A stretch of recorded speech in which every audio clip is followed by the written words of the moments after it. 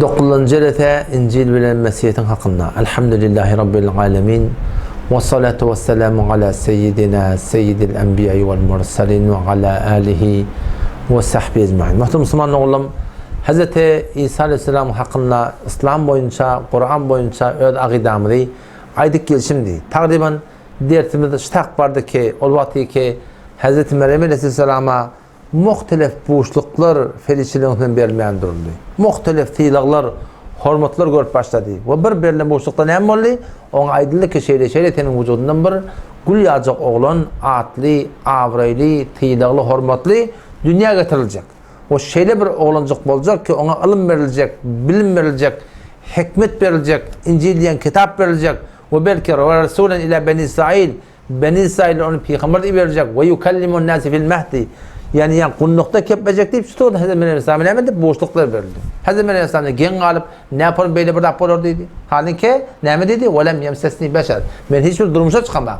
Hiçbir erkek bana yakılanak diyen gurun aydılar. Ama cevap verdi ki bu da senin Rabbin Allah Teala'ya beter bir yenilecekler. Allah Teala iradeden sonra kim ona geçebilecek? Şey değil mi? Hz. Adem Aleyhisselam nimet Allah Teala eneti atası dünyaya getirdi. İndiki ene ba atası dünyaya getirmektir. Ve belki Huda Teala her bir da kadir, onu hiçbir zat kıyında Müslüman doğun. Şunluk bunu Hz. Meryem Aleyhisselam yaşak gelip bir sefer öz ay başından kaideki var. Yani ki denallı görünmüyor ya ki şundan arasından sonra Hz. Meryem Aleyhisselam'ın surasına gelişine ora fettekalet min dunim hicabe diye. Haber kavatrak kesiptir, öyle kostet yani yeri olmalı. Öbür tuğuç yani yeri olmalı. Şu tadı kost edip, zat edip de var akım, beri çıkanı şu, Hz. Cebrail Huda Aleyhisselam'ın önünden çıkıyor. Neymi tuğratında? Ferişte tuğratında mı? Yok. Adam tuğratında mı çıkıyor?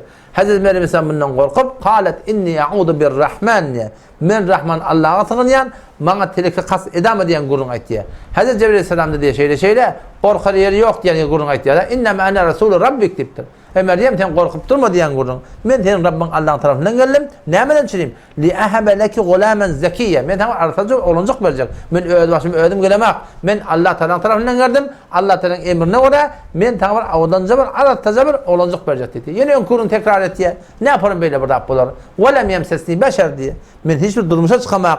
Hiçbir erkek bana yakıllanak diyen gurun aydanına Hz. Cebrail Aleyhisselam kâle kederlik dedi. Şu porum diyen şu Hz. Cebrail Aleyhisselam'ın vücudundan bir dem Hz. Meryem Aleyhisselam'ın vücuduna zahil eşyada Hz. İsa Aleyhisselam şununla Hz. Meryem Aleyhisselam'ın neymi gevrehine kaldı ya. Vakt geçiyor bırak. Gevreli ol ya.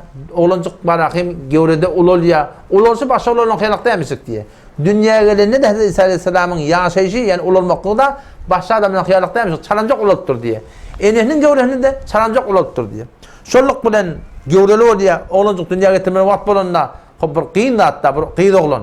Atlı, avraylı, tiyilaglı, hormatlı. Haki sahabe keramet Hz. Meryem de hem yakışmalı khas bir iradeti var. Khas bir tiyilaglı diyen de, khas bir anamet diyen bir zenanı da abi. Şonluk bir oğlancık dünyaya gelme ottum. Bundaki durmuşa da çıkanak. Bir öyle koyuna kep gelecek, töhmet gelecek. Neymi gurun gelecek belde. Şonluk katı bir narahat bolup dert çekip başlaya, dert çekip de şu zorotunda ölsem de, gitsem de, yitsem de menden bir atımlık boğda diyen gurunlar aydıptı başlarına Allah Tebarek tarafından Hz. Cebrail Aleyhisselam geliyor şeyle sen narahat olma. Allah Tebarek senin vücudundan şeyler başlık çıkaracak, serdar çıkaracak deyip şonluk oğlancık nimet diye dünyaya geliyor.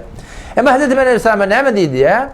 Ona dedi ki şeyle ten inerek oğlancıktan alacak, gövreğinden oğlancık dünyaya getiren kovunun yanına varmalılar. Şoların şeyle kepleme diyorlar. Neme? Kepleme. Her neme sonra neme şu oğlancığa işaret. Felen ukellimel yevme insiye. Men bunun adamını kepmeşekke soranız olsa nemedin şu oğlancıktan soran deyip ayet diye. Sonra fe etedbihi kavmeha tahmiluhu. Hazreti Meryem Aleyhisselam oğlancığı eline alıp da anırdan beri kavminin karşısına geliyor. O zaman sonra adamlar gen alıp ya okta Harun geldi. Ey Harun'un ayarlı onu. Hazreti Meryem Aleyhisselam bir Harun diyen bir erkek doğunu varmıştır. Ya okta Harun geldi. Ey Harun ayarlı onu. Ma kana ebukum resev.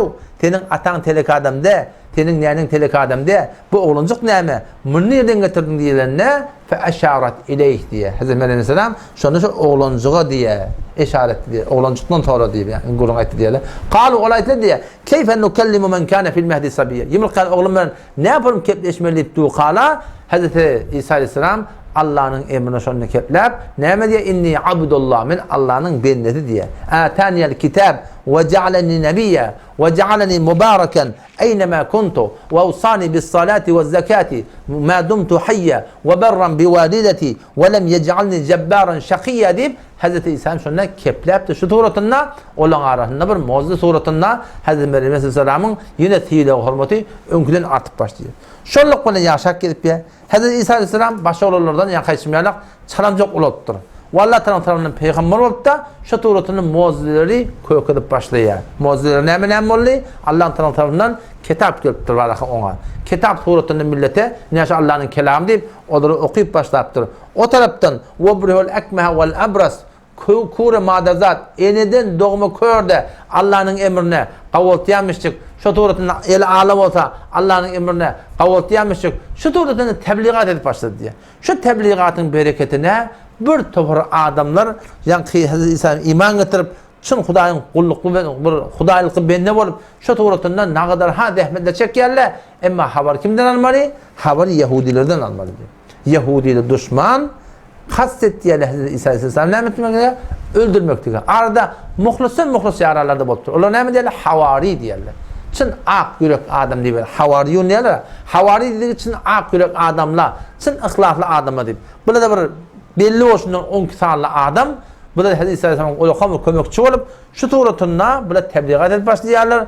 Ne kadar adamlar dolanıyorlar. Ne kadar adamlar hakkıyla batın davat bulunduğu düşman olup da şu suratına Hazreti İsa Aleyhisselam tebliğatı edip veren vaktında Yahudiler kastettiğerler Hazreti İsa Aleyhisselam ne yapacak oluyorlar? Öldürecek oluyorlar. O şey öldürmekte ne yapıyorlar? Hazreti İsa Aleyhisselam bir tane yaranın birinden ki yani İncil Metta'da gelişine göre şu suratına adını Yahuda olmalı. Şunu hıyanet etti. Şunu öldürmekte kastettiğerler. Ama Allah Teala hemen haber var. Hazreti İsa Aleyhisselam ne yaptı? Atmana götürüp suratına alıp gitti.